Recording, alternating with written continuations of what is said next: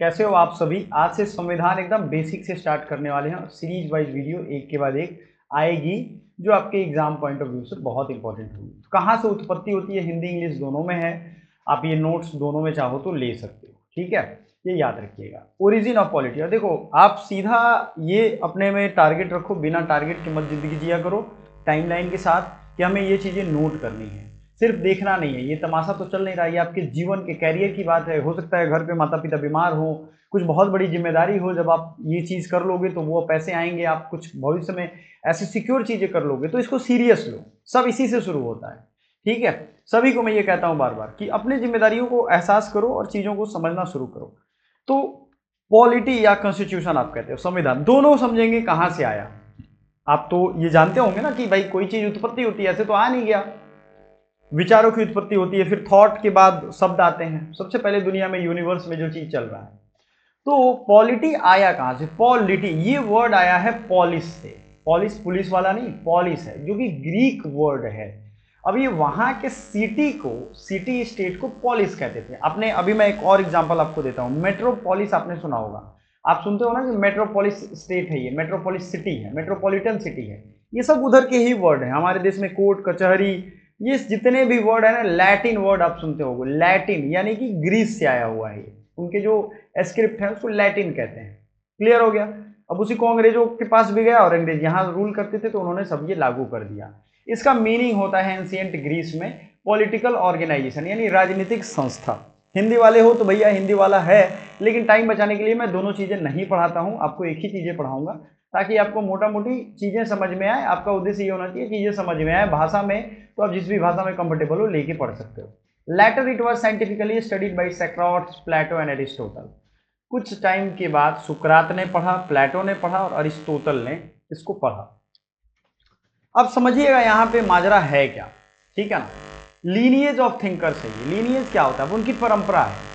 पहले सैक्राट्स थे, उनका चेला था प्लेटो और उनका चेला था अरिस्टोटल। शायद ही आप आज के पहले ये चीज जानते भी नहीं होंगे, ये जान लो आप।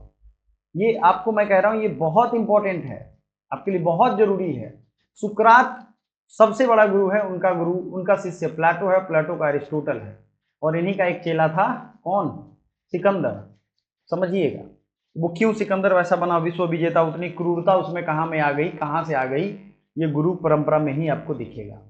सुकरात को बहुत सारे विषयों का जन्मदाता कहा जाता है, अरिस्टोटल को भी बहुत सारे विषयों का जन्मदाता कहते हैं, क्योंकि इन्हीं लोगों ने, जो आप देखते हो सोशियोलॉजी, फिलॉसफी, पॉलिटिकल साइंस, ये सब शुरू होता है इधर से। लेकिन ये तो वेस्ट वाले हैं, पश्चिमी सभ्यता के हैं। हमारे देश में कौन सा है, तो अरिस्टोटल को father of political science in the West कहते हैं। तो ये प्राचीन में अगर आपसे पूछा जाए फादर ऑफ पॉलिटिकल साइंस कौन है, तो अरिस्टोटल है।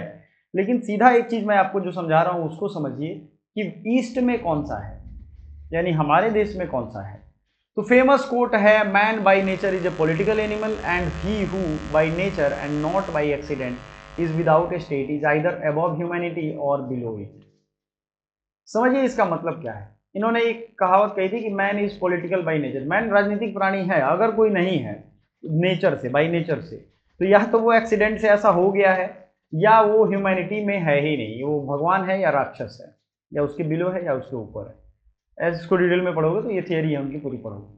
फिर इंडिया के केस में मनु को कहते हैं कि फर्स्ट पॉलिटिकल थिंकर, और इनकी किताब कौन थी भाई, मनुस्मृति थी, जिसको भीमराव अम्बेडकर जलाते थे, क्योंकि इसमें जाति पाति का ऐसा नाटक दिया गया है कि आज समाज उसको भुगत रहा है, ठीक है ना। बिहार में तो कहते हैं जाति जो कभी न जाति, और इसी जाति के चक्कर में कुछ लोग बहुत ऊपर निकल जाते हैं, जाति का धूल चटा करके कुछ लोग एकदम गर्त में पड़े हुए हैं, ठीक है। कौटिल्य को, जिनको चाणक्य कहते हैं, ये ऑथर ऑफ अर्थशास्त्र, इन्होंने लिखा है। इनको, इनका भी बहुत योगदान रहा है, इन्होंने भारत को संयोजित करने में बहुत इनका योगदान रहा है। अब दूसरा सवाल आता है कि ये तो पॉलिटी सर आपने बता दिया, पॉलिटी हम लोग समझ गया, पॉलिटी का मतलब सिटी स्टेट होता है, ठीक है। कॉन्स्टिट्यूशन का क्या मतलब होता है, मैं आपको बड़ा एक मतलब ट्रेडिशनल नहीं, एक पारंपरिक तरीके से आपको समझाता हूँ। संविधान क्या होता है, आपके घर में 10 लोग होंगे, 5 लोग होंगे, घर को चलाने के कुछ नियम होंगे, ठीक है, वो लिखा नहीं होगा। जैसे 6 बजे जगना है, माताजी को खाना बनाना है, पिताजी को अपने काम देखने हैं, कुछ और काम होंगे तो एडिशनल वो करने हैं, फिर ऑफिस निकलना है, पैसे कमा के लाना है, माताजी को राशन खरीद के देना है, वो खाना बनाएंगे, आप पढ़ाई करेंगे, ये सब कुछ कुछ फलाने फलाने काम हैं, यानी रूल्स हैं घर के बने हुए। इन सारे रूल्स को अगर हम एक जगह किताब में लिख दें तो ये आपके घर का संविधान हो जाएगा। इससे बेसिक दुनिया में कोई नहीं समझा पाएगा। संविधान कुछ नहीं होता है, एक लिखित दस्तावेज होता है उन नियम और कानून का। इससे बेहतर अगर कोई समझा पाए तो मुझे जरूर उससे मिलाइएगा। ये कुछ नहीं है। ये आपको लगता होगा संविधान कितना बड़ा, देश का संविधान, बाप रे कितने आर्टिकल्स हैं। आर्टिकल्स हैं भाई, क्योंकि हमारा देश भी तो बड़ा है। सारी चीजों को मेंशन करना है, सारे नियम। अगर आपसे फोन टूट गया तो उसका फाइन कितना लगेगा, और देश में किसी ने कोई गलती कर दी तो उसका फाइन कितना लगेगा, पुलिस बताती है, न्यायालय बताता है ना। समझदारी वाली बात। It lays down the framework and function of various organ of government, define the relationship between government and citizens. ये कॉन्स्टिट्यूशन का काम है, ये फ्रेमवर्क एंड फंक्शंस बताता है। फंक्शंस मैंने घर का एग्जांपल दिया ना आपको। फ्रेमवर्क क्या होता है, इस फ्रेम में ये लोग रहेंगे, जुडिशरी का ये फ्रेमवर्क है, एग्जीक्यूटिव का ये फ्रेमवर्क है, ये सारा कुछ बताएगा। ये रिलेशनशिप बताएगा गवर्नमेंट एंड सिटीजन्स के बीच में। It is the fundamental book of law इन, मैं इसको सीधा एक कहता हूं कि ये किसी भी देश का फंडामेंटल बुक ऑफ लॉ होता है। आप देखते हो नेता अभी संविधान लेकर के निकलते हैं, ये संविधान का हनन हो रहा है। ये fundamental book of law in any country, world first written constitution. तो दुनिया का पहला रिटन कॉन्स्टिट्यूशन अमेरिका के संविधान में लिखा गया, यूनाइटेड स्टेट्स ऑफ अमेरिका, और इसमें 12-13 आर्टिकल ही है। इसमें अमेंडमेंट 2-4 ही हुए हैं अभी तक, लेकिन दुनिया का सबसे शक्तिशाली देश है, 200 से ज़्यादा युद्ध लड़ा है। सोचो हमारे देश में 2023 का। तो क्रोनोलॉजी ऑफ मानते हैं कि अब हम क्या क्या टाइम लाइन यूज हुए थे इसको बनाने में। तो 1934 में कॉन्स्टिट्यूशन का असेंबली का डिमांड किया गया एम एन रॉय। ये कम्युनिस्ट इंटरनेशनल के मेंबर थे, यानी कम्युनिस्ट थे, ये बात तो आप जानते हो। सबसे पहले इन्होंने, क्योंकि कम्युनिस्ट लोग में एक खासियत होती है, वो बहुत पढ़े लिखे होते हैं, बहुत ज़्यादा, उनकी विजन सोच ये सब बड़ी क्लियर होती है। लेकिन ये इस तरीके की आइडियोलॉजी जो है, कम्युनिस्ट आइडियोलॉजी, ये दुनिया में छाया लेकिन बहुत लिमिटेड रह गया। और अभी आने वाले टाइम में जब से सोशलिस्ट डेमोक्रेसी या लिबरल डेमोक्रेसी का कॉन्सेप्ट आया है तो ये चीज़ें लिमिटेड हो गई हैं। तो 1934 में demand for constituent assembly by M N Roy, क्या है, एम एन रॉय के द्वारा 1934 में डिमांड किया गया। 1935 में कांग्रेस सपोर्टेड द आइडिया। 1938 में official demand by J L Nehru, Jawaharlal Nehru के द्वारा ऑफिशियल डिमांड किया गया। अगस्त ऑफर 1940 में आया। ये सब हम लोग जो पढ़ेंगे ना मॉडर्न हिस्ट्री, आधुनिक भारत, उसमें पढ़ना है। क्रिप्स मिशन 1942 में आया। कैबिनेट मिशन प्लान 1945 में आया। समझिए इस चीज़ों को, कैसे याद करोगे आप। 1945 में कांग्रेस ने एक्सेप्ट किया, 38 में जवाहरलाल नेहरू ने भी डिमांड किया। कांग्रेस का डिमांड करना एक तरफ, जवाहरलाल नेहरू का भाई वेटेज था, ठीक है, नेहरू खानदान का तो वेटेज आप जान ही रहे हो, नया क्या बताना है। ये सब कहानियाँ चली। 1945 में कैबिनेट मिशन प्लान एक्सेप्ट किया गया। इसका उद्देश्य ही था कॉन्स्टिट्यूएंट असेंबली बनाना, यानी संविधान सभा बनाना। जो लोग हिंदी वाले हैं समझिएगा इस चीज़ को। संविधान सभा बनाने की अंग्रेजों ने मंजूरी दे दी कि भाई अब अपना संविधान सभा बनाओ, देश चलाओ, हमको मारो पीटो मत, हमको आराम से निकलने दो, क्योंकि विद्रोह शुरू हो गए। अब संविधान सभा बनेगा, क्या बनेगा भाई, सभा। तो सभा का एक प्रेसिडेंट होता है, प्रेसिडेंट होता है ना कि नहीं होता है, उसमें एक वाइस प्रेसिडेंट होता है, सेक्रेटरी होता है। तो 9 दिसंबर 1946 को फर्स्ट मीटिंग हुई कॉन्स्टिट्यूएंट असेंबली की। सचिदानंद सिन्हा ये टेम्पररी प्रेसिडेंट थे, और डॉक्टर राजेंद्र प्रसाद जो थे ये इलेक्टेड प्रेसिडेंट थे, ठीक है ना, ये याद रखिएगा। डॉक्टर सचिदानंद सिन्हा टेम्पररी थे, लेकिन बाद में राजेंद्र प्रसाद को चुन लिया गया, ये परमानेंट थे। इलेक्टेड समझ लो, या यहाँ पोस्ट में लिख लोगे आप परमानेंट। सबसे ज़्यादा जो आपसे सवाल पूछा जाएगा ना वो यही पूछा जाएगा, परमानेंट प्रेसिडेंट थे, ठीक है। हिंदी में देखना चाहोगे क्या आप लोग, आओ दिखा देते हैं भाई। एक भाषा में रखने पे थोड़ा सा टाइम बचेगा, यही चीज़ है। तो अध्यक्ष निर्वाचित माने कि ये परमानेंट होगा। अच्छा देखिए उस समय बिहार कितना विद्वान था। सचिदानंद सिन्हा भी बिहार से थे, राजेंद्र प्रसाद भी बिहार से थे। ये सब लोग कितने बड़े बड़े लोग थे। एच.सी. मुखर्जी और वी.टी. कृष्णामाचारी ये उपाध्यक्ष थे। ये 2 लोग उपाध्यक्ष इसलिए थे कि ये बीमार पड़ गए या कुछ हो गया तो उनको रखा जाए। अक्सर ऐसा ही होता है। अभी भी देखोगे आप, जो प्रेसिडेंट हैं, वाइस प्रेसिडेंट तो खैर एक ही होता है, लेकिन जो चेयरमैन होते हैं, वाइस चेयरमैन कई सारे पैनल होता है उनका। तो 13 दिसंबर 1946 को नेहरू द्वारा उद्देश्य संकल्प प्रस्तुत किया जाता है। 13 दिसंबर 1946 को ये क्या है उद्देश्य संकल्प?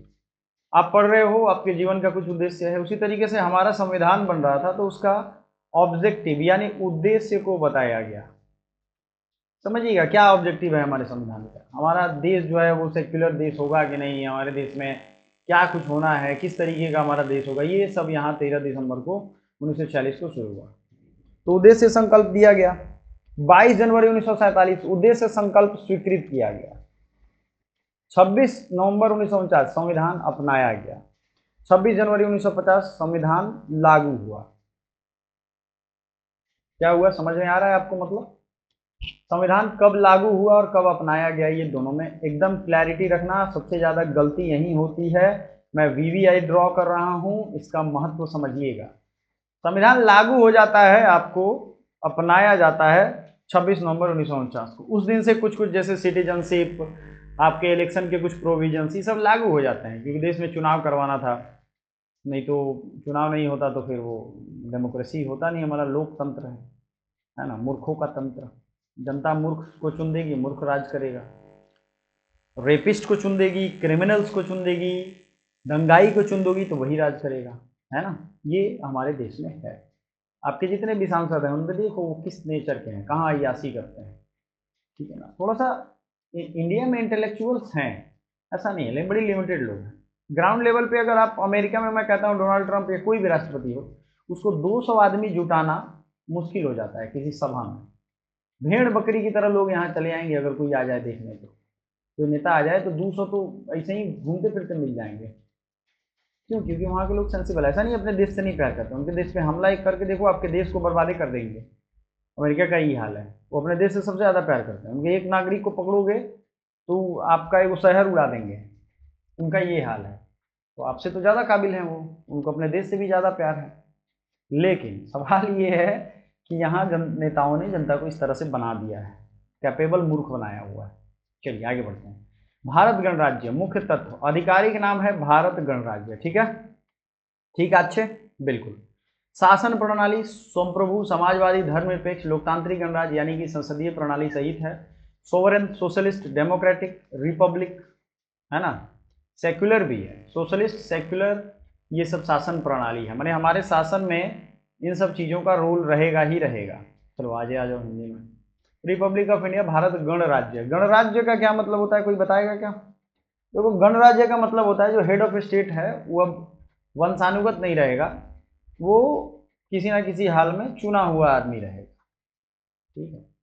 तो हेड ऑफ द स्टेट राष्ट्रपति होते हैं, ठीक है ना, ये आपको याद होगा। Government of India sovereign, socialist, secular, democratic, Republic with parliamentary system. Capital new Delhi हो जाएगा। एडमिनिस्ट्रेटिव डिवीजन की अगर हम बात करें तो 28 स्टेट हैं, 8 यूनियन टेरिटरी है। 15 अगस्त 1947 को हम आज़ाद हो गए, है कि नहीं है। कॉन्स्टिट्यूशन जो है 26 जनवरी 1950 को लागू हो गया। Legal system based on constitution of India. Executive head हो गए president, head of the state, और prime minister, head of the government. ये चीज़ मैं आपको समझा देता हूँ, ये बहुत लोगों को शायद नहीं पता है और ये एग्जाम में जब आता है तो आप लोग गलत कर बैठते हो।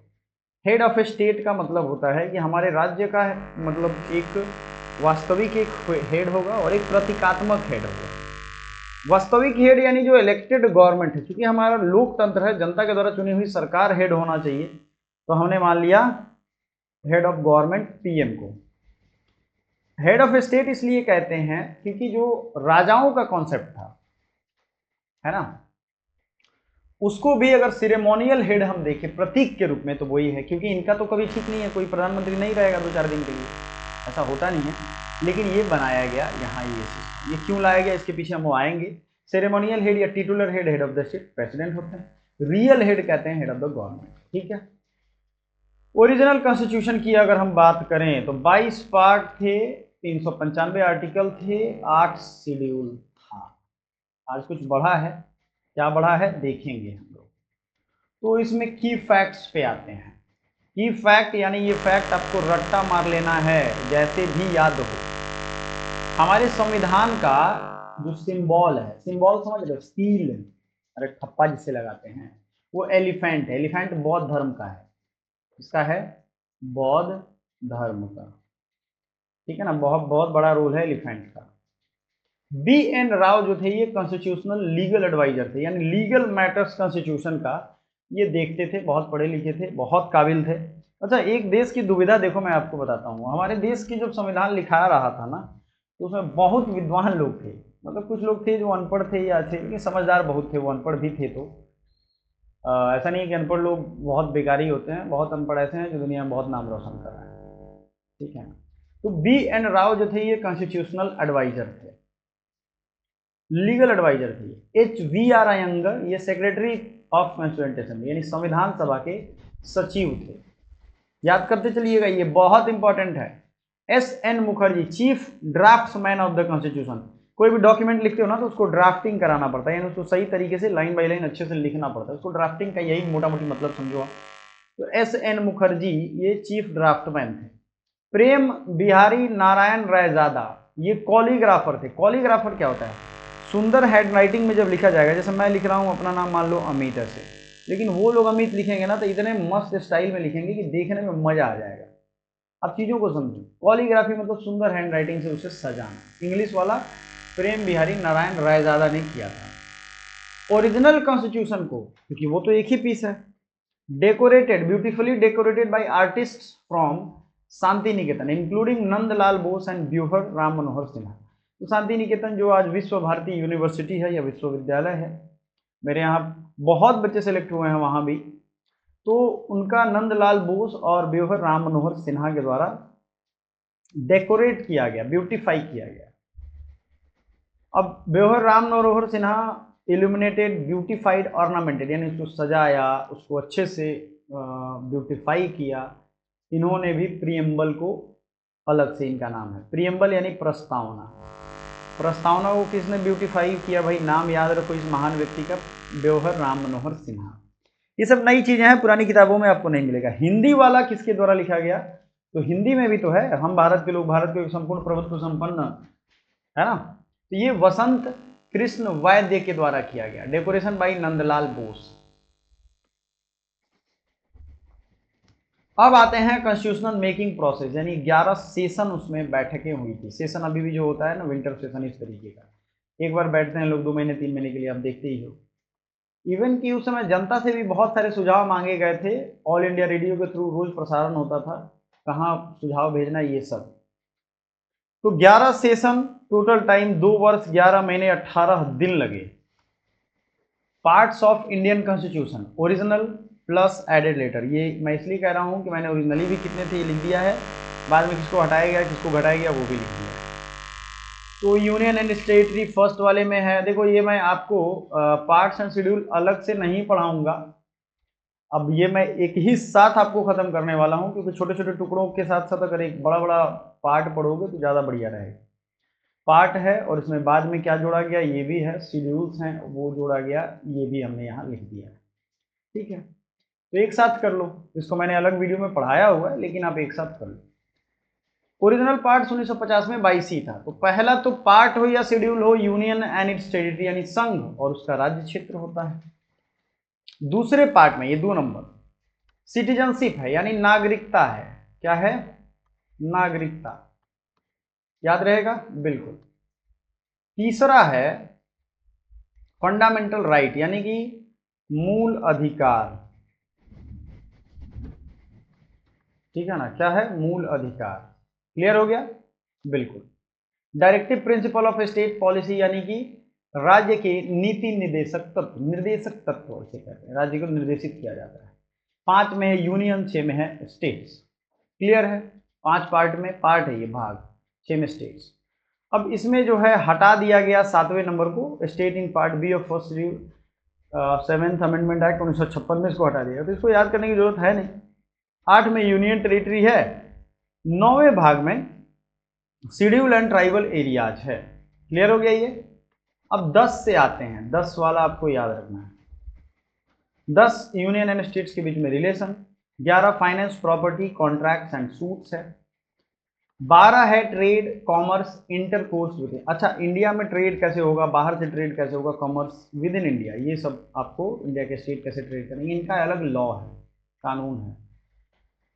Finance property contract and suits ये 11 में है, 12 services under union and states ये भाग 13 में है, services under union and states.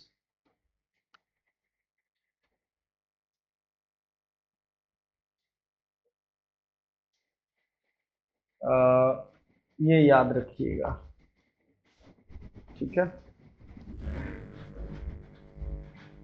एक तो बारिश आज जो हो रही है वो दे दमादम हो रही है, बारिश इतना धमाधम हो रहा है तूफान के साथ, लेकिन आपकी पढ़ाई ज़रूरी है तो आप करोगे। आप सभी कहाँ थे एक बार रिवीजन कर लीजिए ऊपर से। बिल्कुल, फर्स्ट सेशन कब हुआ था, 9 दिसंबर 1946 से स्टार्ट हुआ, बिल्कुल ये याद रखना है। 7 हटा दिया गया था, 7 पार्ट हट गया था।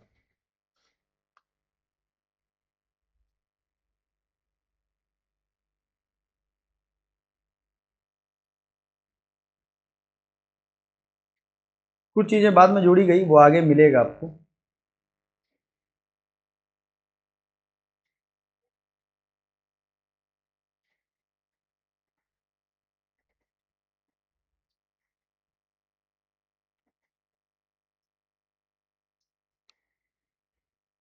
अब देखो यहाँ एक चीज़ मैं आपको बताता हूँ, ये जो 9 है ना शेड्यूल एंड ट्राइबल एरियाज, इसको समझिएगा ध्यान से। यहाँ क्या खेल हुआ है, बाद में भाग 9 में दूसरी चीज़ें आ गई, तो ये सब आगे घसकेगा एक एक, क्योंकि आने वाले टाइम में ये सब आगे जाएगा ना, 9 वाला 10 में चला जाएगा, 10 वाला 11 में, 11 वाला 12 में, 12 वाला 13 में, 13 वाला 14 में, तो 14 वाला 15 में, क्योंकि 9 वाले भाग में सबसे पहले अगर हम देखेंगे तो कुछ और था, बाद में 9 वाले में जोड़ दिया गया पंचायत, तो 9 वाले में जब पंचायत आ जाएगा, ठीक है, यहाँ देखो आप दिख जाएगा, आ गया आई एक्स में पंचायत, आई एक्स ए यानी 9 ए और 9 बी, तो जाहिर सी बात है सब आगे बढ़ेगा। तो ये पुराना वाला है, नया वाला लिस्ट हम आपको अभी शेयर करेंगे तो उसमें आप देख सकते हो, लेकिन यहाँ एक मोटा मोटी ये बात समझ लो।